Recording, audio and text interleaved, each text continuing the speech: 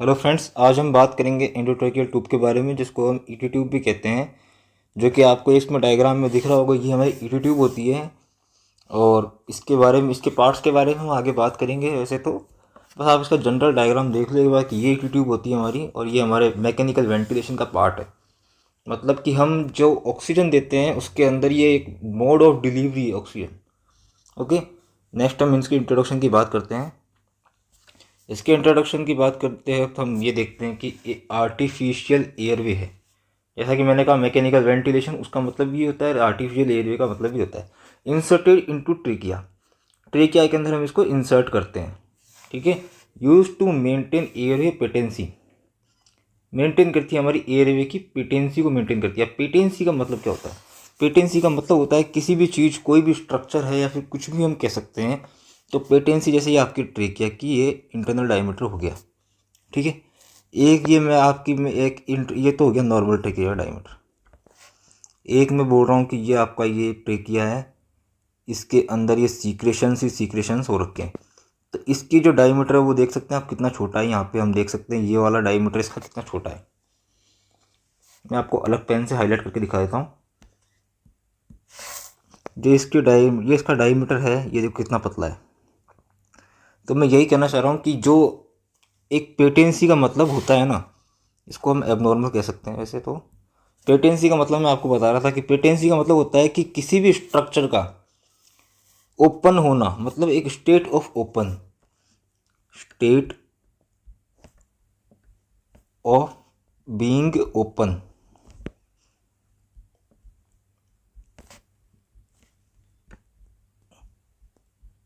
Patency को हम state of being open कहते हैं। तो हम इसको ओपन रखने के लिए ऐसा क्या करेंगे? ईटी ट्यूब का यूज़ करेंगे। ठीक है, पेटेंसी मेंटेन रखेंगे, मतलब क्लियर शॉर्ट है क्या उसको ना।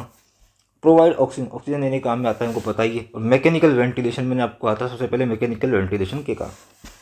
Deliver anaesthetic gases. अब एनेस्थीसिया कोई ऐसा थोड़ा है कि इंजेक्टेबल फॉर्म में आता है। एनेस्थीसिया हम इन्हेलेशन मोड में भी देते हैं। हम डायरेक्ट मतलब स्प्रे कर देंगे, या फिर स्प्रे नहीं बोले तो हम इसको पेशेंट को इनहेल कराएंगे थ्रू द ईटी ट्यूब, ताकि उसको जहाँ भी हम उसको मतलब कोई वो करना चाहते हैं, सीडेशन देना चाहते हैं, तो उसके अंदर भी काम आता है। प्रोटेक्ट्स एयरवे इन क्रिटिकली इल पेशेंट। एयरवे को प्रोटेक्ट करते हैं, जैसा मैंने यहाँ पे बताया था कि जिनके एयरवे बिल्कुल कॉन्स्ट्रिक्टेड हैं उनके एयरवे को प्रोटेक्ट करता है ये। जैसे हम ऑक्सीजन देंगे, ऑक्सीजन देने के बाद क्या होगा कि ये जो एयरवे जो थोड़ा इम्प्रूव हो जाएगा। ये इतना इम्प्रूव हो जाएगा कि हाँ, इसकी पेटेंसी मेंटेन रहेगी थोड़ी सी। ठीक है, इंट्रोडक्शन की हमारा पूरा हो चुका है। इसके आगे हम बात करते हैं टाइप्स ऑफ एंडोट्रेकियल ट्यूब्स के। टाइप्स ऑफ एंडोट्रेकियल ट्यूब्स हमारे दो टाइप की होती हैं। फर्स्ट होती है हमारी फर्स्ट होती है हमारी नेजोट्रेकियल ट्यूब, और सेकंड होती है हमारी ओरोट्रेकियल ट्यूब। ओके, अब फर्स्ट देखते हैं हम नेजोट्रेकियल। नेजोट्रेकियल नाम से पता चल रहा है कि हम नाक से अंदर इंसर्ट कर रहे हैं, और ट्रेकिया में तो जाएगी, ट्रेकिया में तो जाएगी, वो सीधी सी बात है। लेकिन कहाँ से डाल रहे हैं हम, वो इम्पोर्टेंट है इसके अंदर। Nasotrachea inserted through the nose, nose into trachea, मतलब नोज से हम डाल रहे हैं कहाँ पे? ट्रेकिया के अंदर। स्मॉलर इंटरनल डायमीटर होता है इसका, स्मॉलर इंटरनल डायमीटर होता है। More comfortable for longer time use, long time use के लिए मोर कंफर्टेबल होती है। Increase work of breathing, work of breathing को भी इंक्रीज करती है। यूज कब यूज़ की जाती है? When oral intubation is difficult और कॉन्ट्राइंडिकेटेड। ओरल मतलब कोई मुंह में कोई भी इन्फेक्शन हो, या फिर कोई सोर्स हो, मतलब छाले वाले हो, तो उसके दौरान भी हम ओरोट्रेकियल यूज़ नहीं कर सकते। नेसोट्रेकियल आपने देख लिया, ये हमारी नोज़ है, यहाँ से हम इंसर्ट कर रहे हैं थ्रू द ट्रेकिया। ये ट्रेकिया हो गया हमारा, ट्रेकिया के अंदर हम इंसर्ट कर रहे हैं। ठीक है, ओरोट्रेकियल ट्यूब की बात करते हैं हम। इंसर्टेड थ्रू द माउथ, वही सेम चीज़ हो गई, बस उसमें नोज से डाल रहे हैं हम, और इसमें माउथ से डाल रहे हैं। इसका इंटरनल डायमीटर लार्ज होता है, इसका इंटरनल डायमीटर स्मॉलर होता है। ओके, लेस कंफर्टेबल, वो मोर कंफर्टेबल होती है nasotracheal. Reduce work of breathing, work of breathing को रिड्यूस करती है। Most commonly used in emergency and ICU, emergency और आईसीयू के अंदर हम यूज़ करते हैं। इसके अंदर देख सकते हैं आप, हम माउथ से हम इसको अंदर इंसर्ट कर रहे हैं इन द ट्रेकिया। ठीक है, नेक्स्ट हम इसकी बात करते हैं इंडिकेशंस की। इंडिकेशंस मैंने आपको आधे से तो पहले बता भी दी कि टू प्रोवाइड मैकेनिकल वेंटिलेशन देने के काम में आता है ये। पेटेंट एयरवे को ओपन रखने के लिए काम में आता है ये। प्रिवेंट एयरवे ऑब्स्ट्रक्शन में कोई मतलब एयरवे ऑब्स्ट्रक्शन कैसे हो सकता है, एयरवे ऑब्स्ट्रक्शन कैसे प्रिवेंट कर रहा है ये। जैसे ये आपकी ट्रेकिया है, इसमें एयरवे ऑब्स्ट्रक्शन क्या हो रहा है, ये म्यूकस है, ये म्यूकस एयरवे ऑब्स्ट्रक्ट कर रही है। कैसे, क्योंकि यहाँ डायमीटर छोटा कर दिया इसने। तो हम इसको जब ऑक्सीजन देंगे ना तो ये डायमीटर थोड़ा इम्प्रूव होगा। ओके, ये इम्प्रूव होगा। मैं ये नहीं कहूँगा कि पूरा खुल जाएगा, क्यों, क्योंकि क्रिटिकल इल पेशेंट की बात हो रही है यहाँ पे। म्यूकस उनमें होता है, हमारे अंदर तो मतलब जनरली एकदम नॉर्मली सीक्रेट होता है, उनमें एकदम जैसे अस्थमा वाले पेशेंट होते हैं उनमें एलर्जीज होती हैं। तो एलर्जी के अंदर जो एलर्जी होती है, जैसे हाइपर रेस्पॉन्सिव रहता है ब्रोंकियो, जैसे ये हमारा ट्रेकिया है, ये हमारे ब्रोंकियल्स है।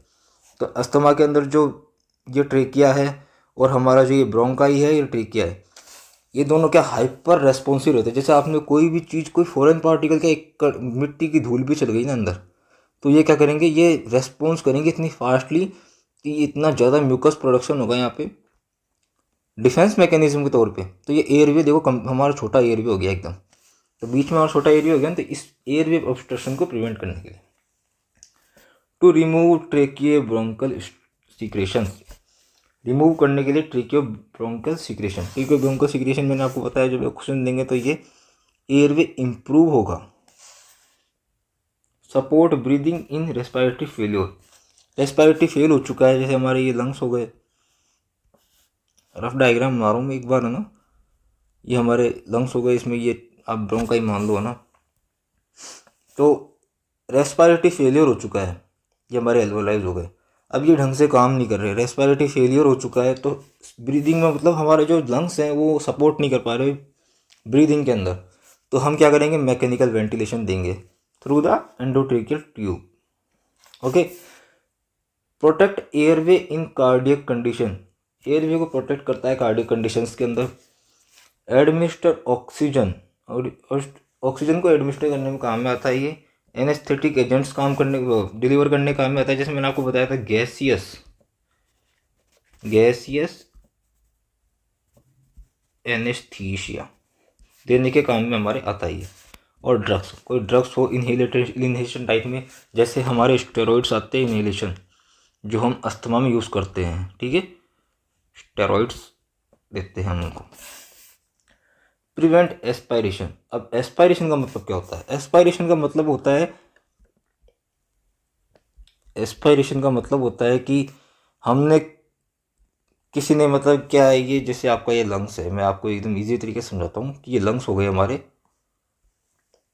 ये आपका इसोफेगस है।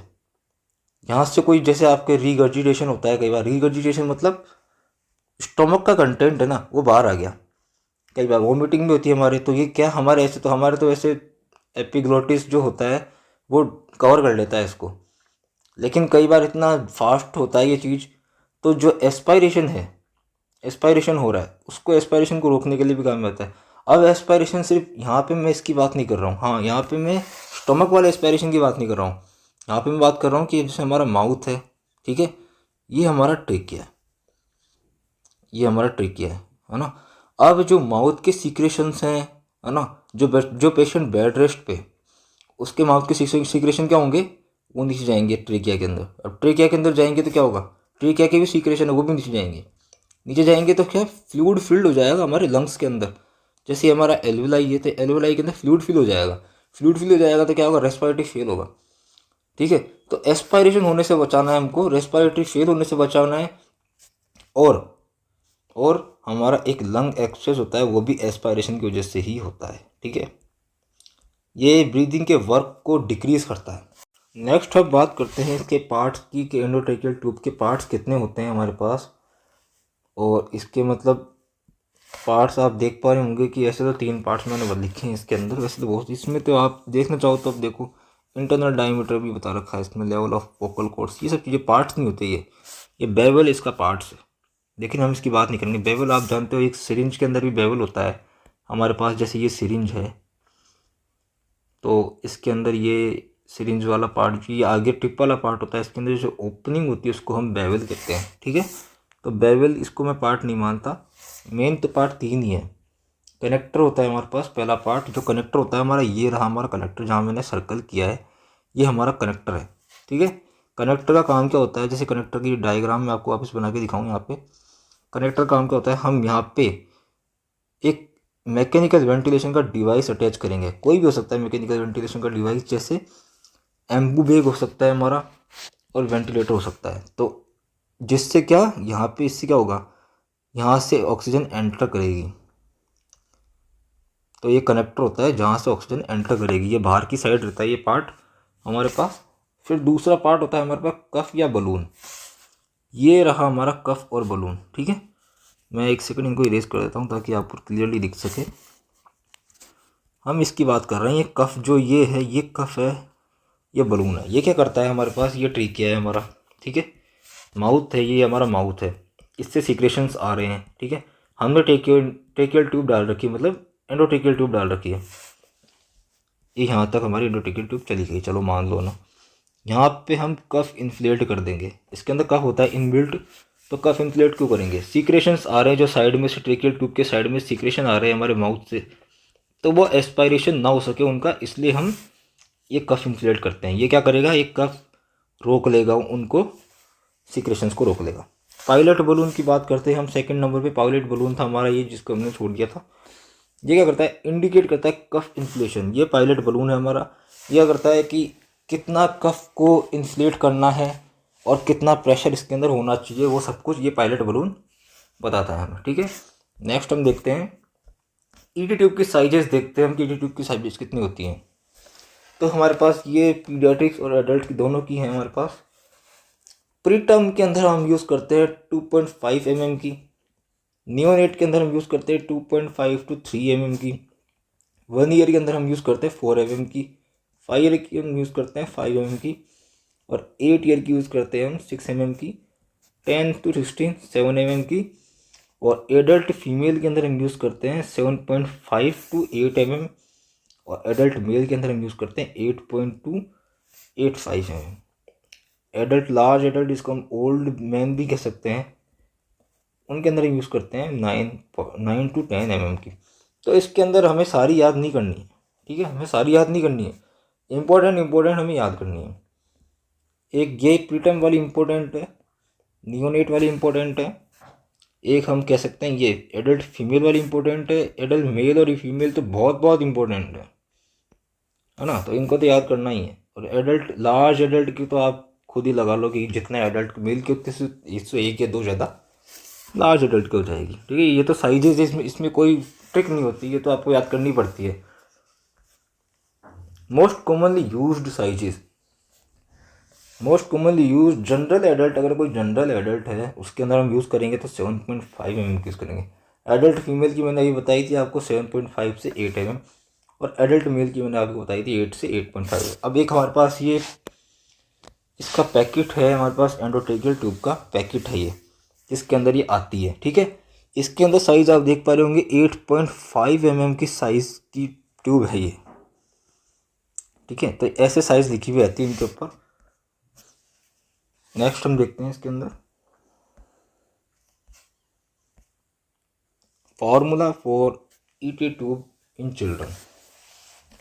अब ईटी ट्यूब को फॉर्मूला देखना पड़ेगा हमको कि ईटी ट्यूब का फॉर्मूला कैसे होता है। चिल्ड्रन के अंदर यूज़ करते हैं, एडल्ट में तो हमको पता है कि 7 to, जैसे मैं आपको दिखाता हूँ, आप कुछ देखो। एडल्ट फीमेल के अंदर तो हम ये यूज़ करेंगे, एडल्ट मेल के अंदर यूज़ करेंगे, पर चिल्ड्रंस के अंदर जैसे आपको बताया मैंने, आपको प्रीटर्म और नियोनेट की याद करने के लिए कहा था। तो प्रीटर्म और नियोनेट के बाद में अगर कोई आपको पर्टिकुलरली एज वाइज पूछ ले तो उसके लिए हम फॉर्मूला यूज़ कर लेंगे। ठीक है, एज वाइज की कितनी एज में कितना क्या होना चाहिए। अब इसके अंदर हम बात करेंगे कि कैसे हम एज से हम फॉर्मूला लगा के हम कैसे कैलकुलेट कर सकते हैं कि कितनी ईटी ट्यूब यूज़ करनी चाहिए। अब अनकफ्ड ट्यूब और कफ्ड ट्यूब के लिए अलग अलग फॉर्मूला है। कफ वाली ये है, अनकफ वाली ये है। ठीक है, इसका अनकफ्ड का फॉर्मूला क्या होता है, जैसे मैं यहाँ लिखता हूँ अनकफ्ड ट्यूब, यूटी लिख देता हूँ उसको, है ना। इसके अंदर क्या करेंगे हम, एज जो बच्चे की एज है वो भी ईयर में से हम एज देखते हैं, डिवाइड बाय 4 प्लस 4, ठीक है। जैसे आपके बच्चे की एज है मान लो 5 + 4 अपॉन 4, ठीक है। इसके अंदर हम डिवाइड करेंगे, जैसे मैं आपको एकदम सिंपल बच्चों की तरह डिवाइड करके दिखा रहा हूँ। देखो 4 = 4, 1 बचेगा, पॉइंट लेंगे हम 10, 2, तो ये हमारा 2 हो गया, ठीक है। हम एक पॉइंट ही ले रहे हैं अभी, तो बाद में आप अपनी कैलकुलेशन के अकॉर्डिंग देख सकते हो। अब 1.2 आया हमारे पास इसका आंसर, तो हम 4 = हम निकालेंगे तो कितना होगा, 12 × 4 कर लो आप। एकदम इजी तरीके से बता रहा हूँ मैं आपको। 4 × 8 और 4 है ना, 4.8 की हम ट्यूब यूज़ करेंगे इसके अंदर, ठीक है। ये मतलब एकदम बच्चों वाले सवाल है, इसके अंदर मैं आपको एकदम तरीके से करके बता रहा हूँ कि हाँ भाई आपको ऐसा क्वेश्चन आ भी जाए कि भाई 6 ईयर हो गए, यहाँ पे 4 है, ये 4 था, फॉर्मूला तो हमारा सेम रहेगा अनकर्व्ड ट्यूब के लिए। कर्व्ड ट्यूब के लिए हम यहाँ देखते हैं CT लिख रहा हूँ मैं कर्व्ड ट्यूब को, है ना। तो कर्व्ड ट्यूब के लिए होता है एज, वही हमारी ईयर में होगी एज, और डिवाइड बाय 4 + 3.5। सेम इसके अंदर भी कुछ भी हम ले लेंगे, 6 ले लिया हमने, 4 + 3.5। इसका जो भी आंसर आया आप देख लेना, आप वीडियो ज़्यादा लंबी नहीं होनी चाहिए ना, इसलिए। बाकी ये दोनों में सेम वही तरीका यूज़ हो रहा है कि हम डिवाइड कर रहे हैं फिर प्लस कर रहे हैं, ठीक है। तो ये बच्चों के लिए यूज़ होता है, हम बड़ों के लिए यूज़ नहीं होता। हम बड़ों के लिए तो फिक्स साइजेज हैं कि अभी इतने लेंगे हम, और जनरल की बात करेंगे तो 7 से 7.5 लेंगे, ठीक है। स्पेशल कंसिडरेशन इन चिल्ड्रन की बात कर रहे हैं वापस। स्पेशल कंसिडरेशन, अनकफ्ड ट्यूब जो होती है वो प्रीफर्ड होती है बिलो 5 ईयर्स। 5 ईयर्स से कम बच्चों के अंदर हम अनकफ्ड ट्यूब यूज़ करते हैं। Cricoid cartilage provide natural seal, जो अब भी देखो इसका नरेशनल भी हमें यहीं मिल गया, ठीक है। अनकफ्ड ट्यूब जो होती है हमारी, जो बिना बलून की होती है, जिसमें बलून नहीं होता, ठीक है, ये वाली होती है बस, है ना, अनकफ्ड ट्यूब।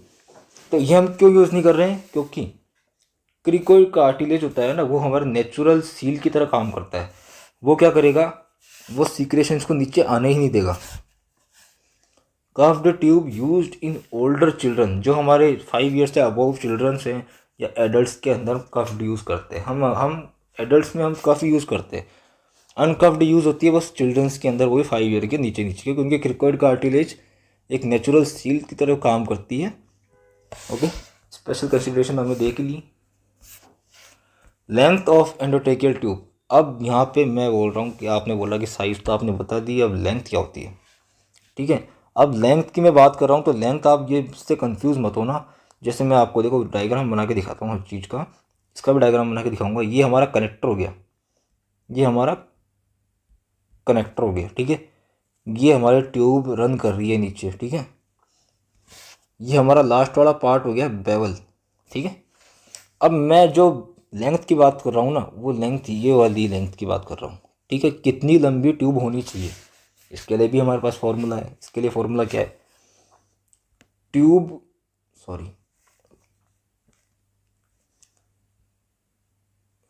की साइज में, जो हमने पीछे कैलकुलेट की, जितनी भी आ रही है चिल्ड्रंस के अंदर, हमारे पास फिक्स होती है एडल्ट के अंदर जो है ना, उसको हम किससे इंटू कर देंगे, 3 से। जैसे आपकी ट्यूब की साइज़ एडल्ट के अंदर हम यूज़ करते हैं, एडल्ट मेल के अंदर 8 to 8.5, जैसे हम 8 मान लेते हैं, ना, तो 8 × 3 कितना होता है, 24, ठीक है। 8 × 3 24 होता है।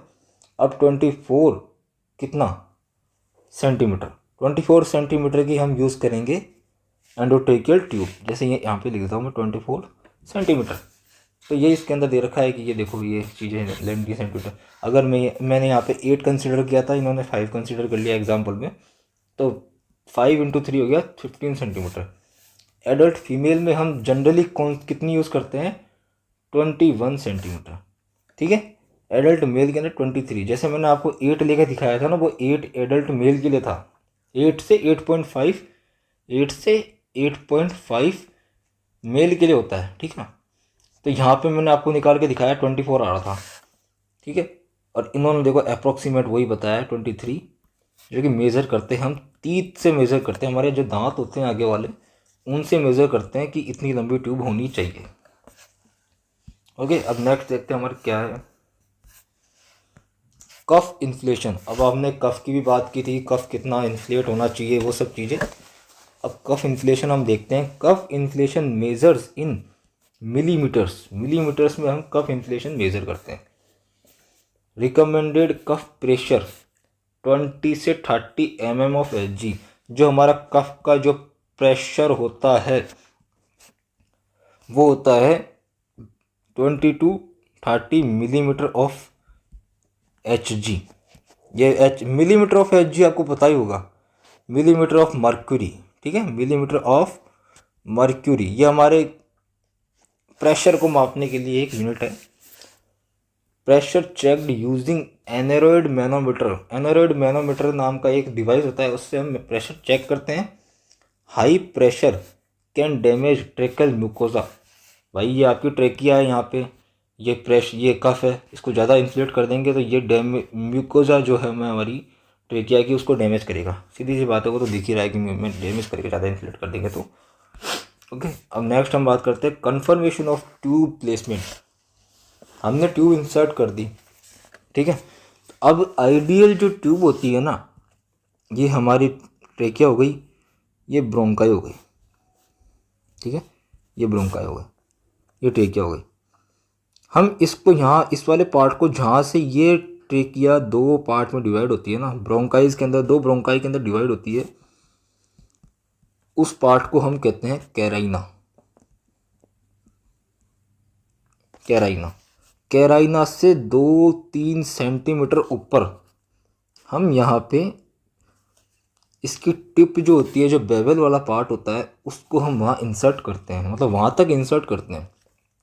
अब इसका पता कैसे लगाएंगे कि यहाँ तक गया हो?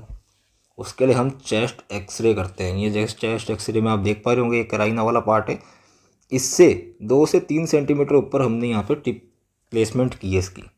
बेस्ट कन्फर्मेटरी मेथड तो यही है इसका कि हाँ भाई ट्यूब प्लेसमेंट हुई कि नहीं हुई, तो चेस्ट एक्सरे निकाल के देख लो, ठीक है। Securing A nursing care, ET tube fixed at the corner of mouth. Corner of mouth, corner of mouth पे ही हम फिक्स करते हैं, माइक्रोपोर लगा के, या फिर कोई हमारे पास कोई भी टाइप की बैंडेज टाइप होती है, जैसे वो लगा के हम ऐसे करते हैं। Change tube position daily, tube की पोजीशन भी डेली चेंज करनी है, ठीक है। ये इधर लगा दी आज तो ये इधर लगानी है आज, ठीक है। प्रोवाइड ओरल केयर, ओरल से जा रही है तो देखो आपका मुंह खुला रहेगा, तो मुंह खुला रहेगा तो ओरल केयर भी प्रॉपर प्रोवाइड करनी है। ये तो बैक्टीरियाज ग्रोथ होने के चांस पूरे रहते हैं, और बैक्टीरियाज नहीं भी हो ना तो हमारे पास क्या है, जो ड्राई माउथ होने के बहुत ज़्यादा चांस होते हैं। मॉनिटर कफ प्रेशर रेगुलरली, कफ जो हमारे पास कफ की बात कर रहे थे हम, उस कफ का प्रेशर डेली रेगुलरली चेक करना, नहीं तो वो क्या करेगा, हमारे ट्रेकियल म्यूकोजा को डैमेज कर देगा। ET tube does not used beyond 2 weeks, 2 weeks से ज़्यादा हम ईटी ट्यूब को यूज़ नहीं कर सकते, ठीक है। प्रोलॉन्ग्ड यूज में डैमेज वोकल कॉर्ड्स एंड लैरिंग्स, जो प्रोलॉन्ग्ड यूज़ है, अब जैसे कि ये हमारा ये माउथ हो गया, यहाँ पे वोकल कॉर्ड मान लीजिए, तो यहाँ से हम ईटी ट्यूब डाल रहे हैं तो वोकल कॉर्ड्स को डैमेज करते हैं ये, ठीक है। इसके लिए एक रेशनल होता है, जैसे मैं आपको बताऊँ कि ईटी ट्यूब हम ज़्यादा दिन तक यूज़ नहीं करते, जैसे मैं आपको बताया 2 वीक्स है ना। अगर लॉन्ग टाइम के लिए हमको कुछ यूज़ करना है तो हम क्या यूज़ करेंगे, हम दूसरी एक इसका अल्टरनेटिव ऑप्शन होता है ट्रेकियोस्टोमी ट्यूब। यहाँ पे वोकल कॉर्ड है ना, तो हम 2 to 3 ट्रेकियल रिंग्स होती है ना, वहाँ पे हम उसको इंसर्ट करते हैं, तो वोकल कॉर्ड ऊपर रह गया, तो वोकल कॉर्ड अफेक्ट होता ही नहीं है। हम यहाँ से इंसर्ट करते हैं उसको सर्जिकल ओपनिंग के थ्रू, जिससे मैं आपको आगे बताऊँगा, कभी जब ट्रेकियोस्टोमी पढ़ाऊँगा तब मैं बताऊँगा आपको कि हम कहाँ से इंसर्ट करते हैं और इसका अल्टरनेटिव ये क्यों है। लेकिन हम ज़्यादा दिन तक यूज़ करेंगे तो वोकल कॉर्ड ख़राब कर देगी, है ना, इसलिए। इमरजेंसी रेडीनेस, अब इमरजेंसी रेडीनेस क्यों है और removal effects.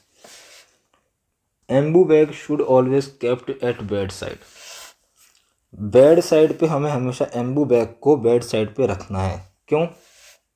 Sore throat common after tube removal, tube removal के बाद में सोर थ्रोट होना बहुत कॉमन है। क्यों? क्योंकि हम थ्रोट के थ्रू डाल रहे हैं ना, तो मैंने जैसे आपको बताया था कि वोकल कॉर्ड्स को भी अफेक्ट करता है ये, और थ्रोट में तो आपको बताया गैग रिफ्लेक्स होता ही है। टेम्पररी हॉर्सनेस ऑफ वॉइस में आकर क्यों हो रहा है? टेम्पररी हॉर्सनेस ऑफ वॉइस में आकर वोकल कॉर्ड्स को डैमेज कर रहा है ये, ठीक है, वोकल कॉर्ड्स को अफेक्ट कर रहा है, डैमेज कर रहा है, जो भी आप मानो, इसलिए लॉन्ग टर्म के लिए यूज़ कभी नहीं करना चाहिए इसको।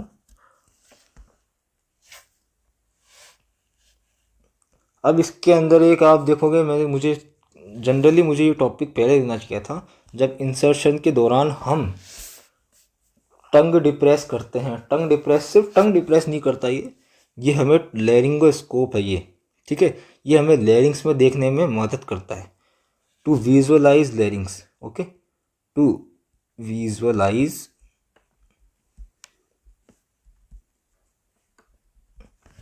ठीक है। ये हमारे पास चिल्ड्रंस में यूज़ होता है, चिल्ड्रंस में यूज़ होता है, और इसका नाम होता है हमारे पास मिलर लैरिंगोस्कोप, ओके। ये हमारे पास एडल्ट्स में यूज़ होता है, इसको हम कहते हैं मैकिंटॉश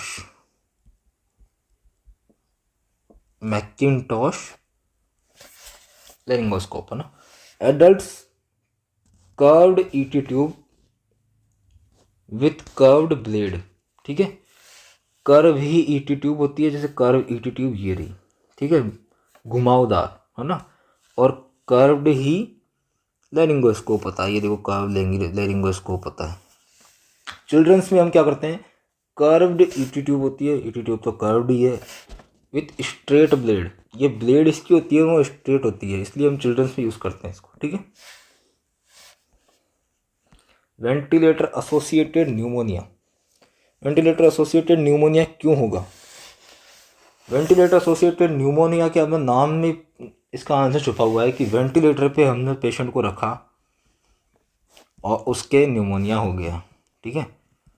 न्यूमोनिया क्या होता है? पेरेंकाइमल जो सेल्स होती है हमारी, जो लंग्स की, उनका डैमेज होना। क्यों हो रहा है डैमेज?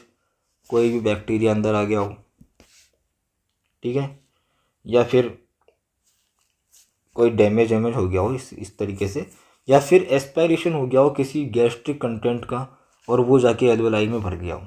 एसिड रिलेटेड कंटेंट्स अगर हमारे एल्वेलाई में आ गए तो वो न्यूमोनिया कॉज कर देंगे, ठीक है।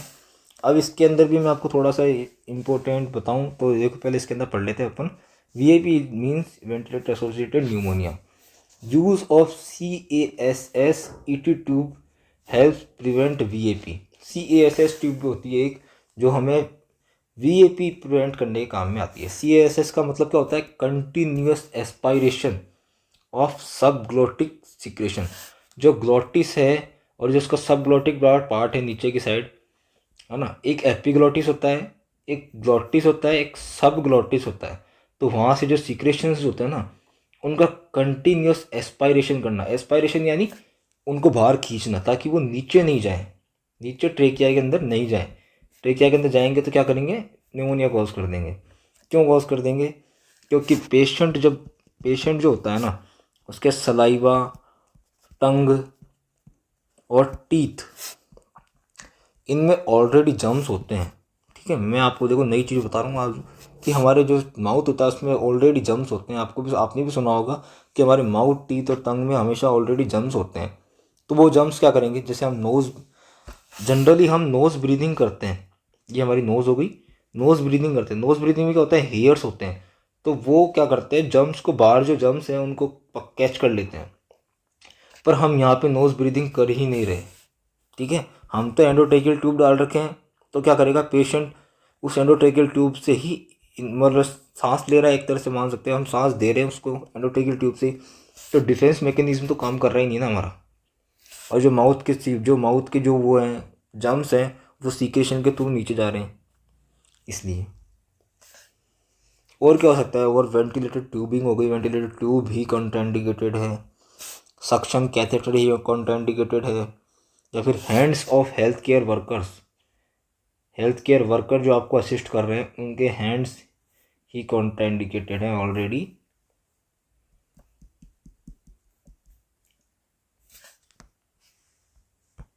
नेक्स्ट हम बात करते हैं कि पेशेंट पोजीशनिंग क्या होनी चाहिए। तो पेशेंट की पोजिशनिंग होनी चाहिए सेमी रिकमेंडेंट, जो आप इमेज में देख पा रहे हैं सेमी रिकमेंडेंट पोजीशन पेशेंट की होनी चाहिए। जैसे इसको हम सेमी फाउलर पोजीशन भी कहते हैं। एट 30 डिग्री, 30 डिग्री में हम पेशेंट रखना है। क्यों?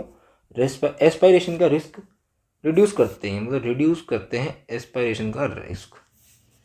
रिकमेंड मतलब लाइंग फ्लैट, वही बात हो गई। Reclining is relaxed semi Fowler position, जो मैंने आपको बताया थी सेमी फाउलर पोजीशन हम देते हैं इसके अंदर। ये आपका टॉपिक खत्म हो गया एंडोट्रेकियल ट्यूब।